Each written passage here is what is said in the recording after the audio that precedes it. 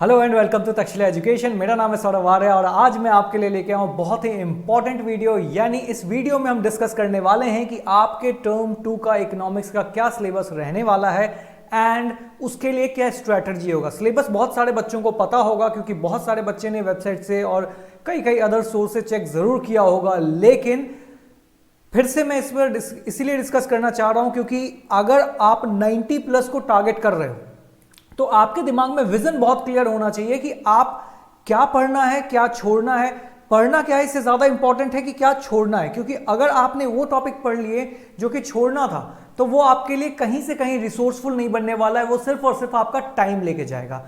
तो आपके दिमाग में बहुत क्लियरली चलना चाहिए कि क्या पर्टिकुलर टॉपिक है जिसको आपको पढ़ना है, क्या पर्टिकुलर टॉपिक है जिससे कितने मार्क्स के क्वेश्चन आ सकते हैं। तो इसी सब चीजों पे आज हम डिस्कशन करेंगे एंड एट द लास्ट में आपसे स्ट्रैटेजी भी शेयर करूंगा और एक अच्छी सरप्राइज आप कह सकते हो, एक अच्छा न्यूज आपसे शेयर करूंगा जिसको सुन के मुझे लगता है आपको भी अच्छा जरूर लगेगा। चलिए शुरू करते हैं। पहले स्टार्ट करेंगे मैक्रो इकोनॉमिक्स से। मैक्रो इकोनॉमिक्स एक इंपॉर्टेंट हिस्सा है। हमारे दो बुक्स होते हैं 12th टर्म 2 में, मैक्रो और इंडियन। मैक्रो में क्या क्या पढ़ना है हमें देख लेते हैं। पहला है हमारा national income and related aggregate, यानी हमें नेशनल इनकम और रिलेटेड एग्रीगेट पढ़ना है। नेशनल इनकम एक बहुत बड़ा हिस्सा है, बहुत वास्ट पार्ट है इकोनॉमिक्स का। इसके अंदर ऐसे क्वेश्चंस बन सकते हैं, ऐसे भी क्वेश्चंस बन सकते हैं जो किसी से ना बने, और ऐसे भी क्वेश्चन बन सकते हैं कि जिसमें अगर आपने थोड़ा सा लॉजिक लगाया तो बन जाएगा। लेकिन मोस्ट प्रोबेबली नेशनल इनकम के हमेशा क्वेश्चन इजी आते हैं, बस आपके बेसिक्स क्लियर होने चाहिए। ठीक है, चलिए तो देखते हैं नेशनल इनकम क्या है, व्हाट इज मैक्रो इकोनॉमी। अच्छा, ये एक पर्टिकुलर क्वेश्चन है जो बहुत सालों तक सीबीएसई में देखा गया था। ठीक है, व्हाट इज मैक्रो इकोनॉमिक्स या फिर माइक्रो मैक्रो का डिफरेंशिएशन, ये बहुत साल तक देखा गया था, अब नहीं देखा जाता है। लेकिन फिर भी मैं आपसे इतना जरूर बोलूंगा कि एक बारी दिमाग में रख लेना, क्योंकि इस बारी काफी पैटर्न्स को चेंज किया जा रहा है। ठीक है, पहली बार टर्म 1 टर्म 2 हो रहा है, ये सब चीजें हो रही हैं, तो पैटर्न को चेंज किया जा रहा है, तो हर चीज सभी के लिए नया है। तो वो चाहेंगे कि जब फर्स्ट टाइम कोई चीज हो रहा है तो वो ईजी किया जाए, टफ ना किया जाए। ठीक है, basic concepts of macro, consumption मतलब गुड्स जो था हमारा, consumption good, capital good, final good, intermediate good, ये सारे गुड्स हैं, टाइप्स ऑफ गुड्स, ये सारा आपको पता होना चाहिए। Stock and flow, stock and flow, ये दो कंसेप्ट है स्टॉक और फ्लो का जो कि आपको आना चाहिए। स्टॉक आपको पता होगा, जब कोई चीज ठहरा होता है जिसको हम पॉइंट ऑफ टाइम पे मेजर कर पाते हैं तो स्टॉक कहलाता है। फ्लो होता है जिसको हम पीरियड ऑफ टाइम पे मेजर करते हैं। ठीक है, दूसरा है gross investment and depreciation. Depreciation भी अलग, wear and tear and different है। ये सब चीजें आपको टॉपिक टिप्स पे होने चाहिए। जितने टॉपिक्स इन्होंने मेंशन किए वो तो बिल्कुल आपके टिप्स पे होने चाहिए। अगला है circular flow of income, two sector model. याद होगा मनी फ्लो होता है, रियल फ्लो होता है, ये सब जो फ्लो है टू सेक्टर वाला, जहां पे जहां पे क्या होता है, मैन्युफैक्चरर होता है एंड कंज्यूमर होता है, इसको टू सेक्टर कहते हैं। तो इसमें आपका रिलेशन कैसे बनता है, मनी फ्लो किसको कहते हैं, रियल फ्लो किसको कहते हैं, ये सब चीजें आपको आइडिया होना चाहिए। Method of calculating national income, ये तो फेवरेट टॉपिक है। Value addition method, expenditure method, income method. Income method सबसे इजी होता है, लेकिन ज्यादातर क्वेश्चन आपको वैल्यू एडिशन से देखे जाते हैं। As per my experience value addition से ज्यादा क्वेश्चन आते हैं and income method. Expenditure method थोड़ा सा टफ बनता है, क्वेश्चंस आते हैं, ऐसा नहीं कि नहीं आते हैं, लेकिन ज्यादातर शिफ्ट में वैल्यू एडिशन के क्वेश्चन ज्यादा देखे जाते हैं। तो मेक श्योर कि आपने वैल्यू एडिशन को अच्छे से किया है। वैसे तो आप तीनों को ही अच्छे से करो, बट प्रायोरिटी लिस्ट में वैल्यू एडिशन को करो, दैट्स ऑल। ओके, चलिए मूव करते हैं सेकंड पेज पे, देखते हैं और क्या है हमारे लिए। हमारे लिए दूसरी चीज है aggregate related to national income, national income के रिलेटेड एग्रीगेट्स।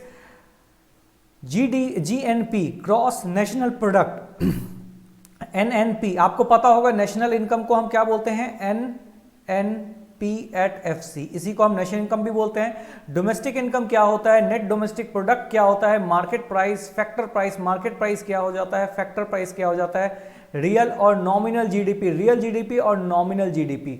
बहुत अच्छा कंसेप्ट है और बहुत इंपॉर्टेंट कंसेप्ट है। इससे भी आपको न्यूमेरिकल क्वेश्चन देखने को मिल सकता है, रियल जीडीपी, नॉमिनल जीडीपी।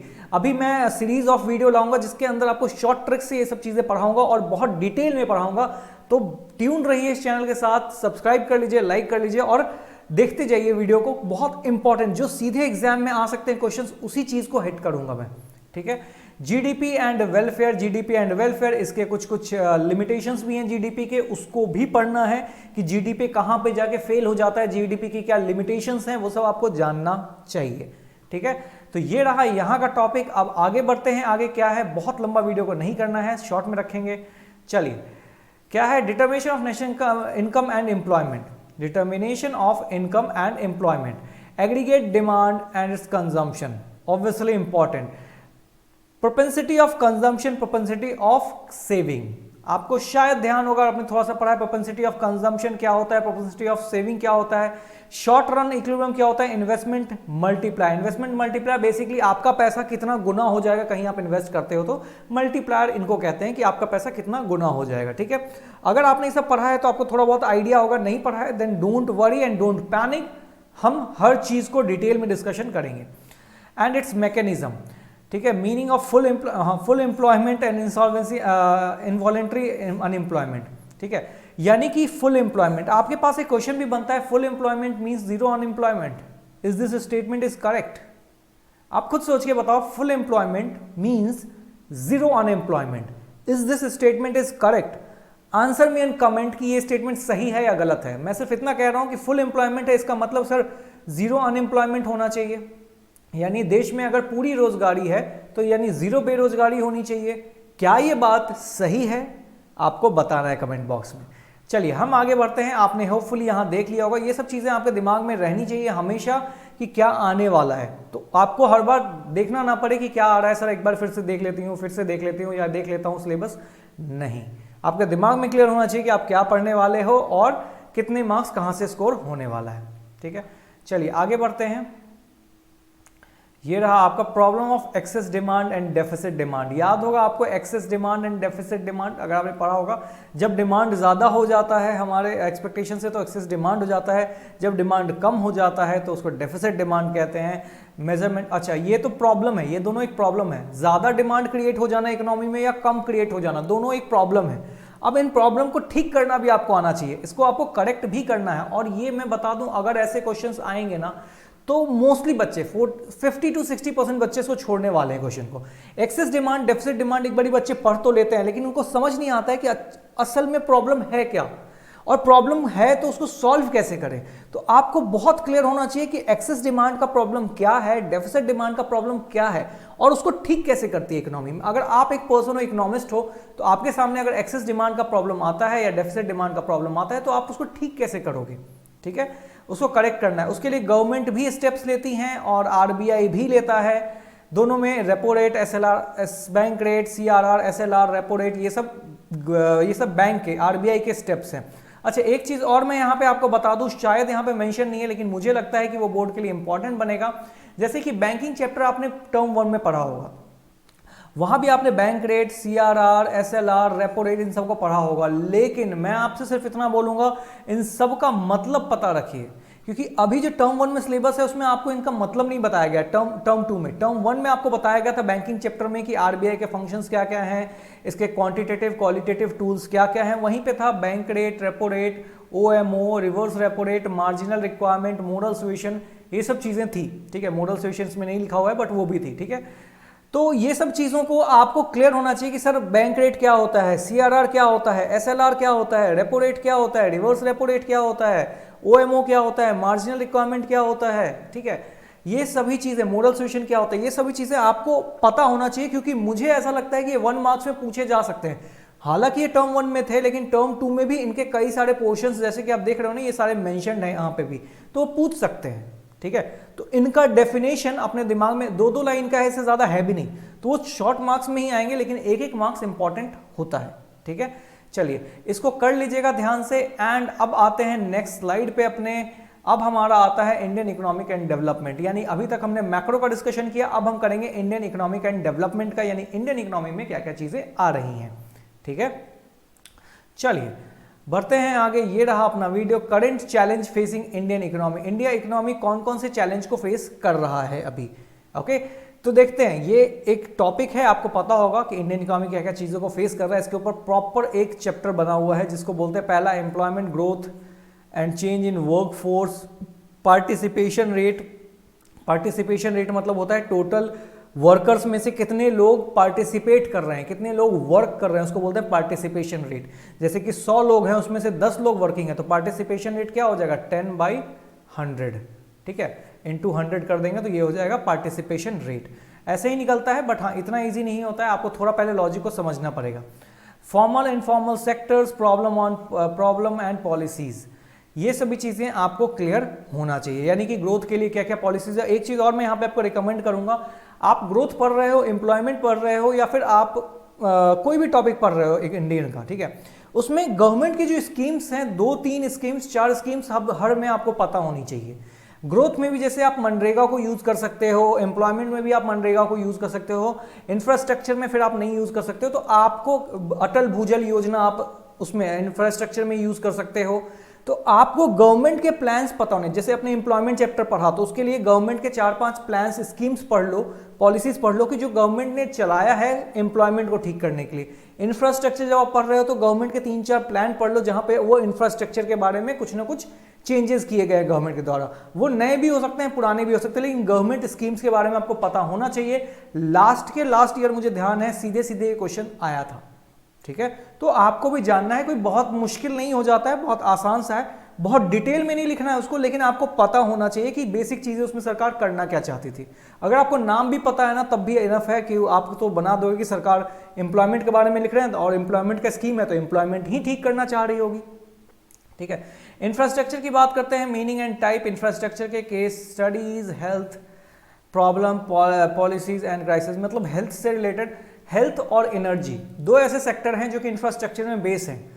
इन दोनों को अच्छे से खत्म कर लेना है, हेल्थ और एनर्जी। एनर्जी मतलब इलेक्ट्रिसिटी, पावर, ओके। ये दो इंफ्रास्ट्रक्चर के की सेक्टर्स हैं, इनको आपको पढ़ लेना है, ठीक है। Sustainable development goal, sustainable word का मतलब, सस्टेनेबल होता क्या है, जो कि लंबे समय तक चलता है उसको हम बोलते हैं सस्टेनेबल, ओके। यानी इकोनॉमिक डेवलपमेंट ऐसा करना है कि हम सारा रिसोर्स को आज खत्म ना कर जाएं, फ्यूचर के लिए बचाएं, इसको बोलते हैं सस्टेनेबल। जैसे कि आपके घर में 20 लीटर पानी है तो आप क्या करो, आज में उसको पी के या गिरा के खत्म ना कर दो, उसको बाकी एक हफ्ते या 2 हफ्ते के लिए बचाओ, उतना यूज करो कि आगे के लिए भी वो सेफ रहे। इसको बोलते हैं सस्टेनेबल। किसी भी रिसोर्स को सस्टेन कराना for a long time is sustainable, ठीक है। Meaning effects economic development of resource, environment including global warming, everything.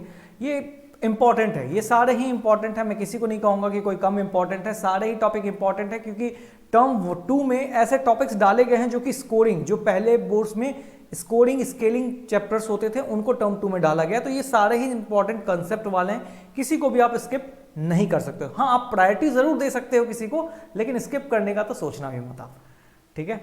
चलिए देखते हैं नेक्स्ट स्लाइड अपना, ये रहा डेवलपमेंट एक्सपीरियंस ऑफ इंडिया, यानी कि डेवलपमेंट करने के लिए एक्सपीरियंस कैसा कैसा रहा था। यानी आपको पता होगा जब भी हम डेवलपमेंट की बात करते हैं हमारा कंपैरिजन सीधा सीधा चाइना और पाकिस्तान से होता है, क्योंकि यही ऐसी कंट्रीज थी जो हमारे साथ साथ में आज़ाद हुई थी और हमारे साथ बॉर्डर भी शेयर करती है डायरेक्टली।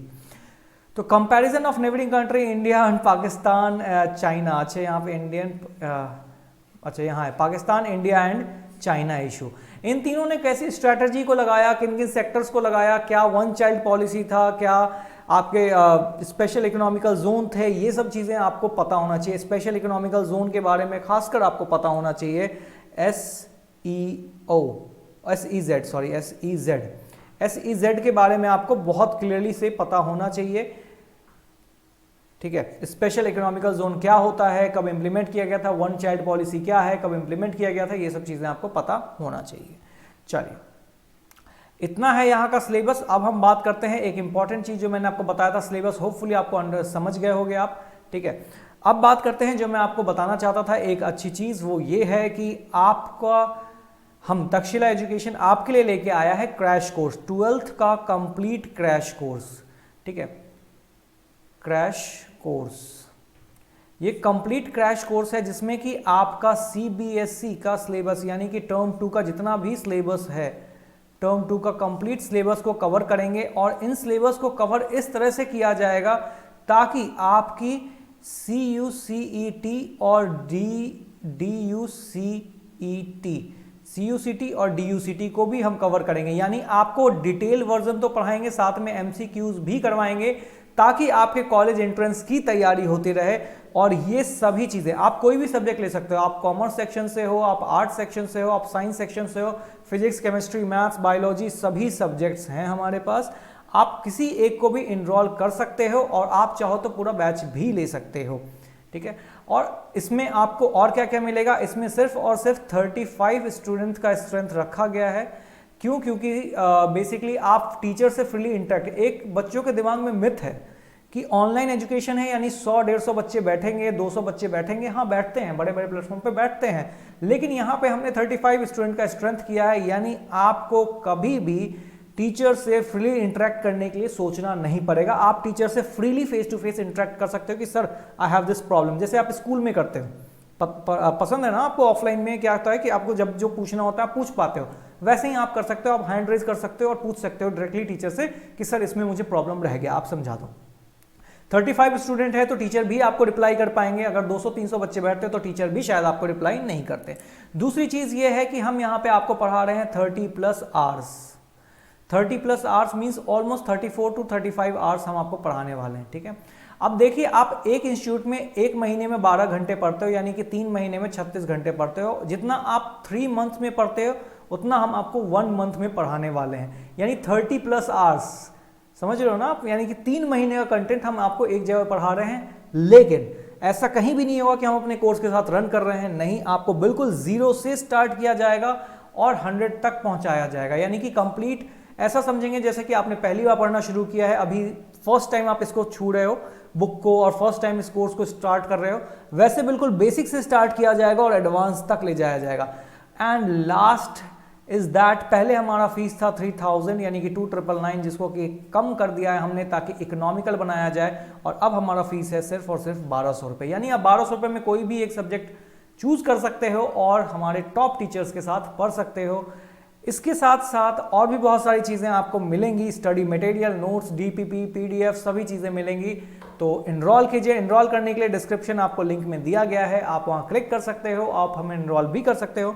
इस संडे यानी कि 20 फेब को एक डेमो सेशन भी लगाया गया है, ठीक है, जिसमें कि economics, physics, chemistry, maths, business studies 5 demo लगाए गए हैं। फ्री डेमो है। I will request you all, नीचे गूगल फॉर्म है, उस पर क्लिक कीजिए, उस फॉर्म को फिल कीजिए, या आप हमारे वेबसाइट पे जा सकते हो takshila.live, वहाँ भी आप फॉर्म को फिल कर सकते हो और आप फ्री डेमो के लिए इनरोल कीजिए। वीडियो को ज़्यादा लंबा नहीं करते हैं, आगे बढ़ते हैं। इतना ही था आज के लिए। होप आपको समझ में आई होगी चीज़ें, पसंद आई होगी चीज़ें। जो जो चीज़ें इंपॉर्टेंट है नोट कर लीजिए। इस चैनल पे आपको इंपॉर्टेंट वीडियोस भी मिलेंगे। एंड हाँ, मैं जो आपके कॉलेज एंट्रेंस के लिए जो क्वांटिटेटिव यानी कि मैथ्स का टॉपिक्स हैं उसको भी इस चैनल पर डिस्कस कर रहा हूँ, तो इस चैनल पे ज़रूर बने रहें और अपने दोस्तों के साथ भी ज़रूर शेयर करें। Thank you very much and all the best for the preparation. Okay, bye bye.